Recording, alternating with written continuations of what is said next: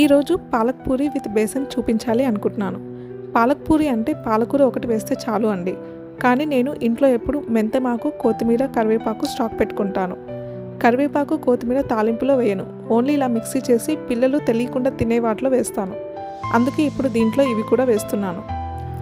అయితే ముందుగా గోధుమ పిండిలో కొద్దిగా నువ్వులు, జీరా, సాల్ట్ వేసుకొని బాగా కలుపుకొని ఈ మిక్సీ చేసిన పాలక్ని వేసి బాగా తడిపి పెట్టుకున్నాను. ఇంకో పక్కన బేసన్కి ప్రిపేర్ చేస్తున్నాను. బేసన్ కోసం ముందే ఒక బౌల్లో శనగపిండి, కొద్దిగా వాటర్ వేసి కలిపి పెట్టుకున్నాను.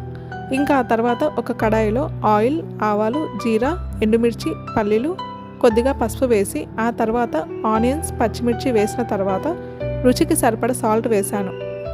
ఆనియన్ కొంచెం వేగాక టమాటా వేసి మూత పెట్టి మగ్గించాను. ఆ తర్వాత కొన్ని వాటర్ వేసి ఆ వాటర్ బాయిల్ అవుతుంటే అప్పుడు ముందుగా నానబెట్టుకున్న శనగపిండిని వేసుకున్నాను. ఇంకా మూత పెట్టి స్లోగా ఒక పక్కన అది కుక్ అవుతుంటే ఇంకో పక్కన పూరీలు చేస్తున్నాను. పిల్లలు కూడా షేప్స్ చేస్తామని జాయిన్ అయ్యారు.